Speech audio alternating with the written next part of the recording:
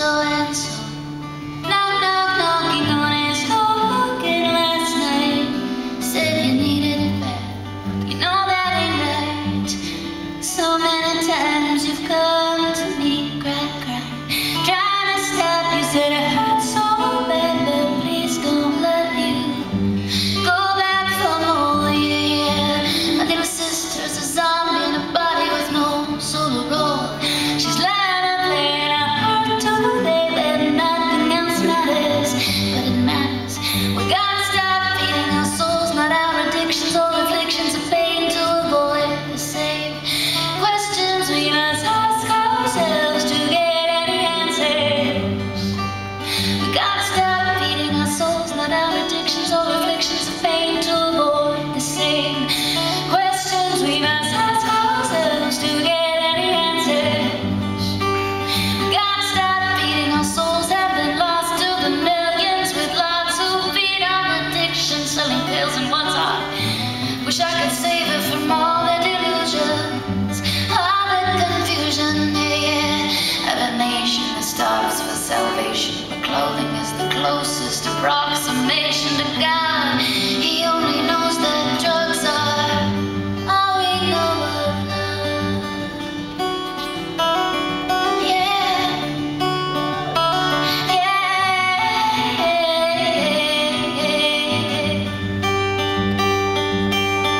Hey little sister, heard you into Mr. So-and-so.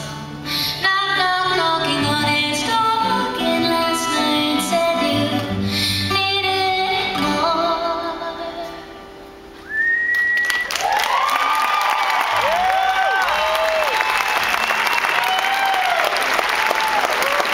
Did I leave half that song out? Did I? You guys don't know either? Good. We're good. No harm, no foul. So I moved to San Diego when I was 18. I had a job answering phones in a computer warehouse, and my dog, I'm so dyslexic, it's awful. My job, the boss at my job, took me aside one day, my boss, and wanted to have a talk with me, and I realized halfway through the talk that he was propositioning me. I turned him down. I didn't actually think a lot about it. I just sort of joked it off, and the next day my rent was due, and I went in for my paycheck, and my boss wouldn't look at me, and he wouldn't talk to me, and he wouldn't give me my paycheck, so I left there just completely humiliated, and I got kicked out where I was living because I couldn't pay my rent, and I thought, well, no big deal. I'll live in my car for a couple months. I'll get a new job. I'll save up for a deposit on a new place. But I had bad kidneys at the time, and I kept getting sick, and I didn't have insurance, and I couldn't afford medication. I kept missing work at jobs, and I kept getting fired, and I actually almost died in the parking lot of an emergency room hospital because they wouldn't see me because I didn't have insurance. I don't know if that was illegal in the mid-90s. I have no idea, but it happened. And so, yeah. Then the car I was living in got stolen. That sucked. It was this time in my life that I had a very brief career with shoplifting. I don't say it to be glib, it's just true. It started with carrots, which apparently are the gateway vegetable.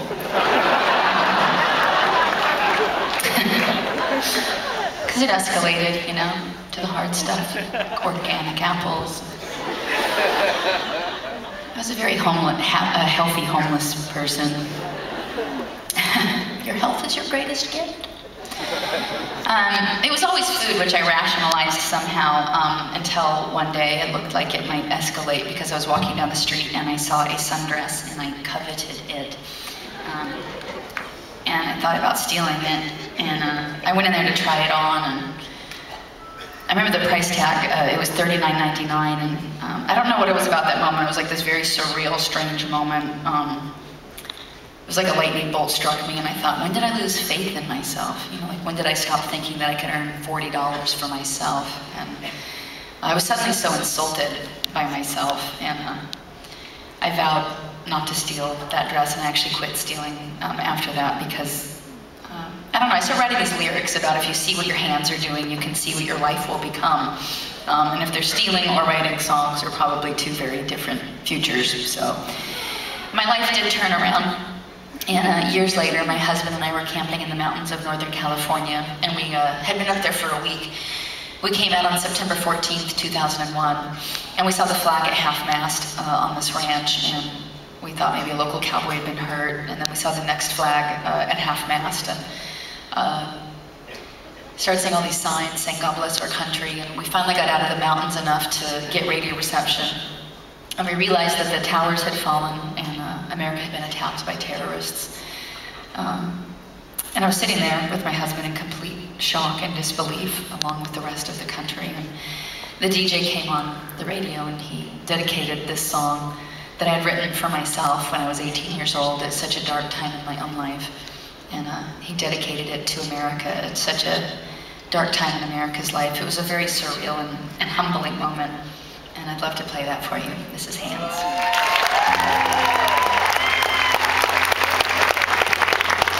If I could tell the world just one thing, it would be we're all okay.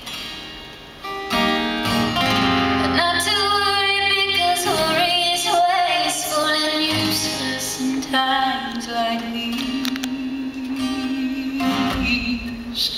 I won't be made useless. Won't be made high with despair.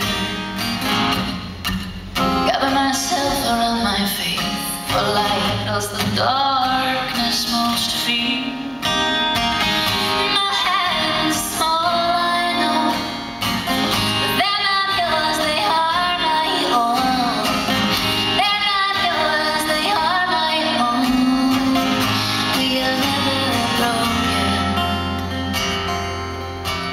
Poverty stole your golden shoes, but it did not steal your laughter. Heartache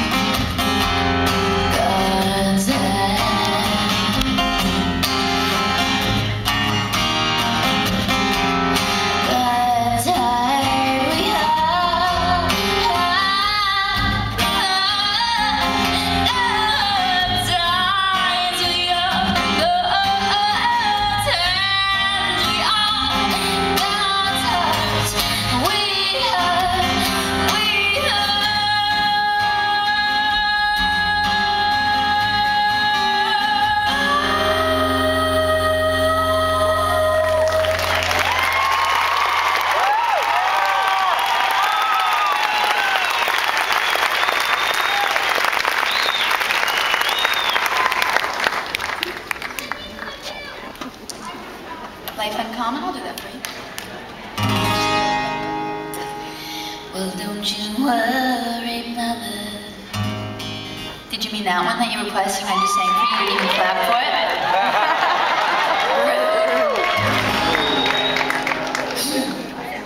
Well, don't you worry, mother.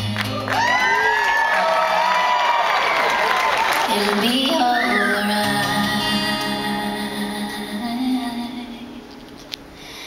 And don't worry, sister. Say your prayers. Sleep tight.